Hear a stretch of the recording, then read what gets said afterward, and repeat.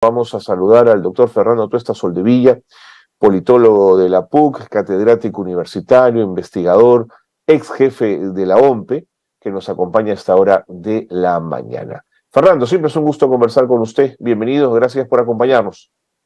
¿Cómo estás, Carlos? Un saludo a tu audiencia.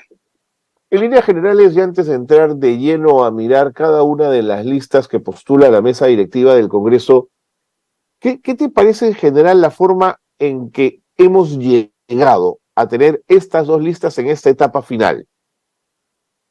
Mira, era previsible en un sentido, en tanto el fraccionamiento del Congreso exige la búsqueda de compleja de estas alianzas en donde casi todas las bancadas tienen capacidad de decisión. ¿En qué sentido? En que sus votos cuentan, así sean muy pocos. En realidad esto se hace necesario para quienes están en la búsqueda de candidatear para la mesa directiva. Es decir, estamos hablando de cerca de una docena de bancadas, todas chicas. Fuerza Popular, la más grande, estamos hablando de 23, 24, y las otras son bancadas, pues, obviamente de 5, 6, 7, en fin, para alrededor de, ¿no? Entonces, tú requieres comprometer a muchas bancadas. Ahora, esto la audiencia tiene que tener claro, no solo está en juego la mesa directiva, vale decir 4 cargos. Lo que está en juego son más cosas. Está en juego, por ejemplo, la presidencia de comisiones. Está en juego, por ejemplo, probablemente proyectos de ley. Quizá esté en juego también algún nombramiento de una autoridad importante que deba decidir el Congreso. Estará en juego también, quizá, votos a favor o en contra, depende de quién se trate, en la Comisión de Ética o de la Subcomisión de Acusaciones Constitucionales.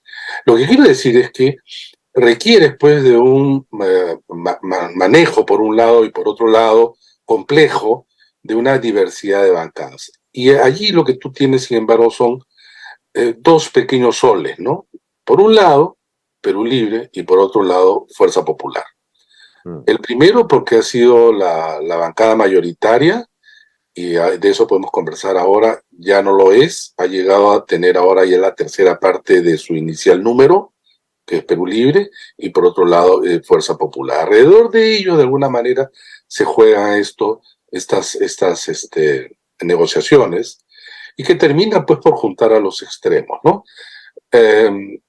Repito, esto es una necesidad casi de cualquier bancada que quiera llegar a la mesa directiva. Por lo demás, no es una simple suma, porque a su vez hay varias bancadas que no están totalmente disciplinadas alrededor de una decisión. Claro. El mismo Perú Libre tomó la decisión y perdió 3 congresistas. En otros probablemente no van a perder, pero quizás no van a votar en la misma dirección. Entonces, no cuentas alrededor de una docena, sino probablemente tienes que contar alrededor de muchos más. Repito, esto lo hace complejo, y también te lleva a que quien encabeza las listas no son, pues, digamos, los congresistas más destacados. No hay muchos en el Congreso. En este Congreso es quizá el que menos tiene, pero algunos hay, y no están en la cabeza. Y no están en la cabeza porque justamente ninguno puede imponer el propio, ¿no? Es parte de la negociación. Entonces tú ves a 2 congresistas que por lo demás están cuestionados, que no han sido, repito, destacados, y muy por el contrario, el nivel incluso de la presidencia del Congreso, no ahora, es cierto, ¿no? Ya hace un tiempo se deteriora enormemente, salvo algunas excepciones. Tenemos congresistas que, digamos, en una situación distinta jamás hubieran llegado a la mesa Claro. a presidir la mesa directiva del Congreso. Claro.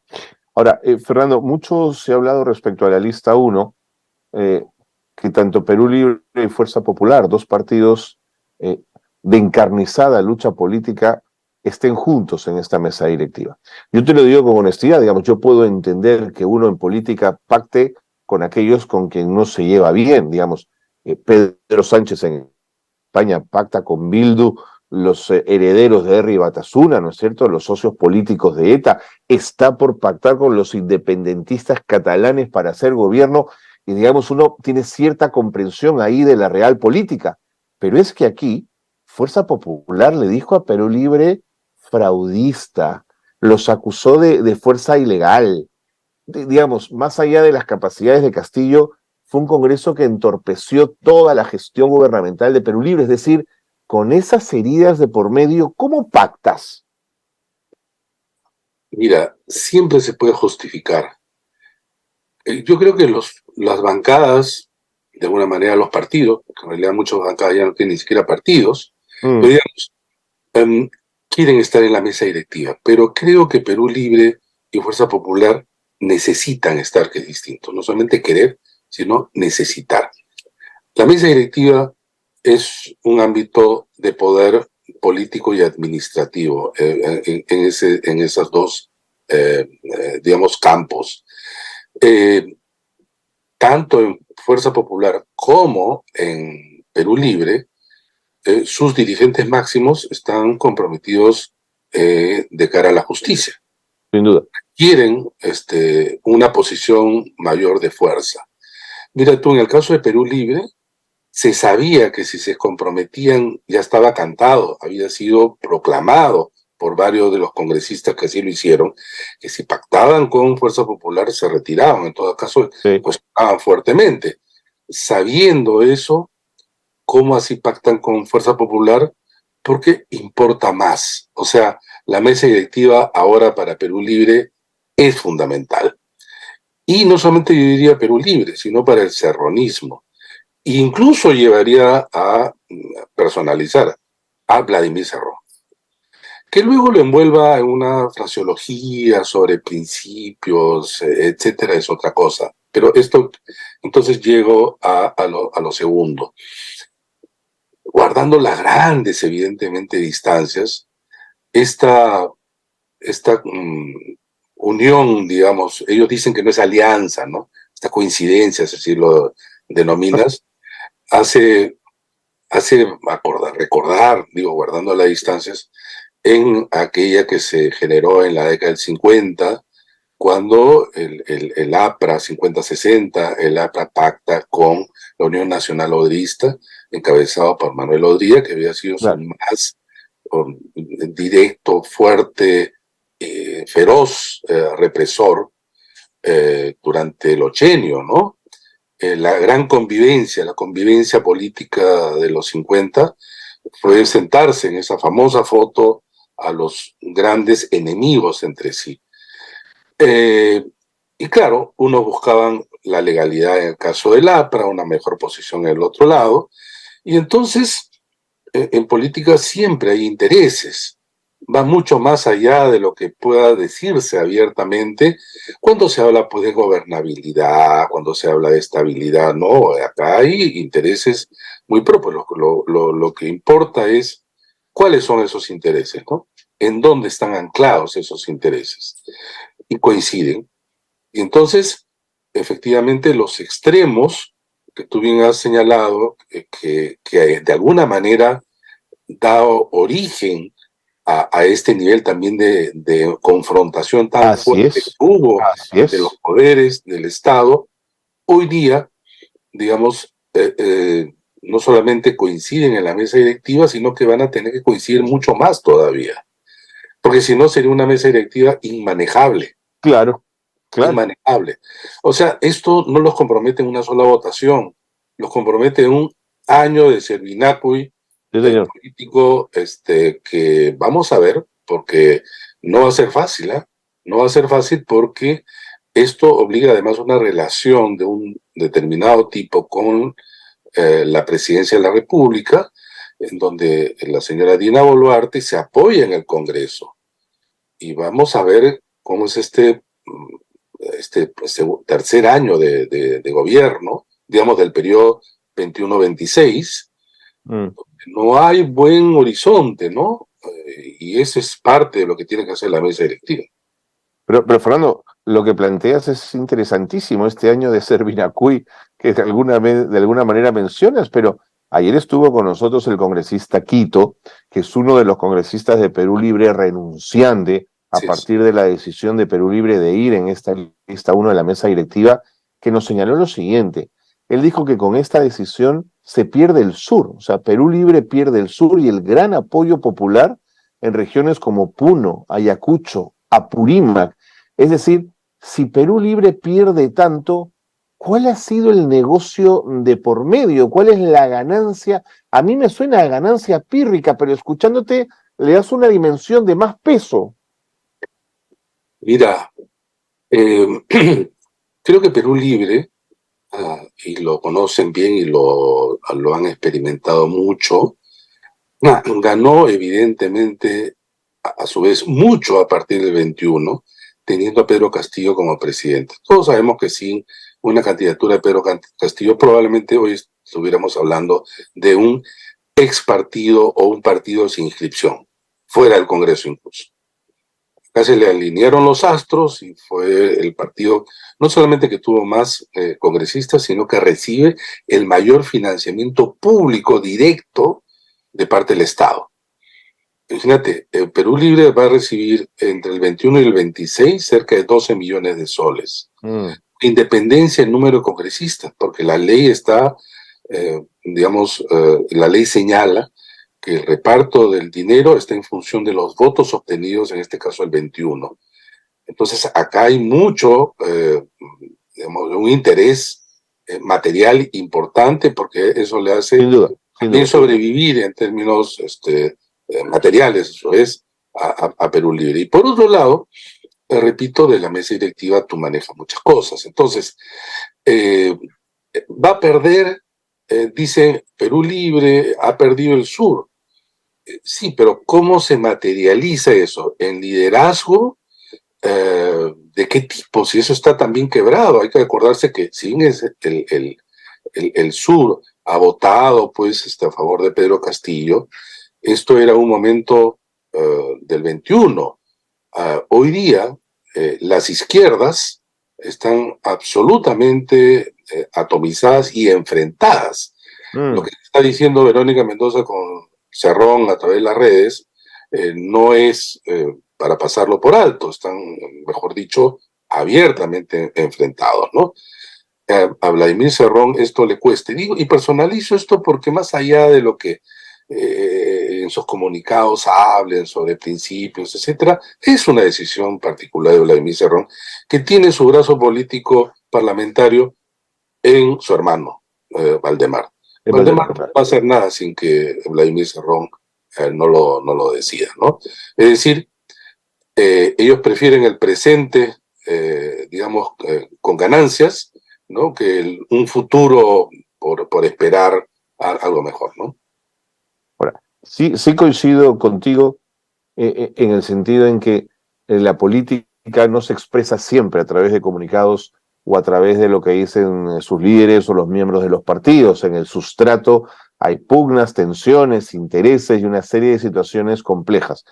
Pero sin duda los ciudadanos lo que tenemos para decidir si ese partido sirve o no sirve, es válido o no es válido, encaja con nuestro modo de pensar o no, es justamente esa fraseología y eso que hacia afuera nos dicen. Entonces, cuando Cerrón dice que el caviarismo se explica en la socialdemocracia, que esa es una lista anticaviar, ¿qué está diciendo en el fondo, Fernando? No tiene cómo justificar, porque en realidad cuando le preguntan a él sobre esta coincidencia en la mesa directiva con quien es supuestamente su encarnizado enemigo, Fuerza Popular, habla de caviarismo. Entonces es un término pues elástico, ¿no? Se usa para todo aquel que no está conmigo, Sí. y él lo usa mucho para contra quienes lo critican. Imagínate la lista, en la otra lista encabezada por Luis Aragón, donde están los niños y otros más, en los términos que él normalmente usa, caviarismo, pues no hay mucho, ¿no? O imagínate tú que allí en esa lista estén representados, pues, aquellas fuerzas, según él, estarían cobijadas, no sé, pues también la izquierda, la otra parte de la izquierda que le enfrenta, ¿no? Que es Verónica Mendoza, etcétera, ¿no? No, él usa mucho esto. Si tú comienzas a ver con cierta paciencia y esfuerzo, digamos, sus tweets, encontrarás que el caviarismo habla mucho, ¿no? De Estados Unidos, ¿no? De la dependencia, Sí, habla sí, sí, sí. de USAID, etcétera. Sí. Vemos un personaje absolutamente dependiente, además de los horizontes internacionales, pero que él es evidentemente un político de fuste, en el sentido de sabe manejarse en este tipo de, en donde se ensombrece también la política, ¿no? Y no tiene ningún empacho en establecer alianzas. Ahora, por el otro lado, Fuerza Popular también hace lo propio. Sí, no, sin duda. Solo que Fuerza Popular lo hace quizá de manera menos cargada fraseología y demagogia, como sí lo hace Vladimir Cerrón, ¿no? De acuerdo. Tenía una última pregunta que hacerte. Entonces, eh, tú sabes que te iba a comentar que estuvo con nosotros uno de el congresista Santa Cruz, no me acordaba del nombre, y cuando todavía estaban pensando en articular una mesa progresista o una mesa que se separara de Fuerza Popular, digamos, y de los sectores de derecha en el Congreso, que llegaban a 62 votos. No iba a ser un problema poder llegar si todos votaban alineados, digamos, en ese sentido, esta suma de pequeños que tú has mencionado.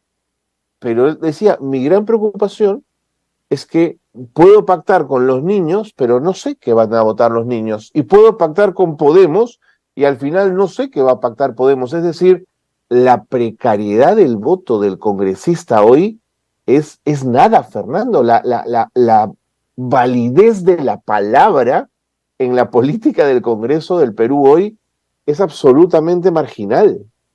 ¿Tú has visto la propia presentación o construcción de la lista, la segunda lista, risible, ¿no? Se desconocen entre ellos, se acusan. Es decir, son bancadas pues precarias de partidos precarios, ¿no? Y de políticos precarios. Esto es lo que tenemos, lamentablemente, ¿no? Eh, y en el caso de lo que hemos hablado sobre eh, Perú Libre, se sabía que iba a perder congresistas y sin embargo lo hicieron.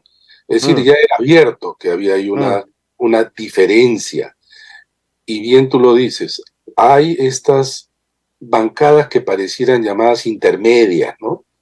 Podemos, Somos Perú, Acción Popular, mm. pueden estar aquí y allá, pero en realidad, a su vez, al interior hay diferencias y tú no sabes efectivamente con qué número de votos vas a contar, ¿no? Así es, así Esto es. se reduce efectivamente a una suerte de aritmética, Sí, pues. pero una aritmética con resultados poco alentadores. No hay Mm. nadie, ni siquiera en los medios de comunicación, algunos que apoyan probablemente a la lista número uno, que se encuentra satisfecha con este resultado. Pero este resultado es producto del Parlamento que tenemos. Esto Sin es el duda, Parlamento, sin ¿no? duda. Fernando, siempre es un gusto conversar contigo. Feliz 28, Gracias a ti, pese a Carlos. todo, ¿eh? Arriba el Perú siempre, por supuesto. Un gran abrazo. Igualmente. Nos vemos, pues.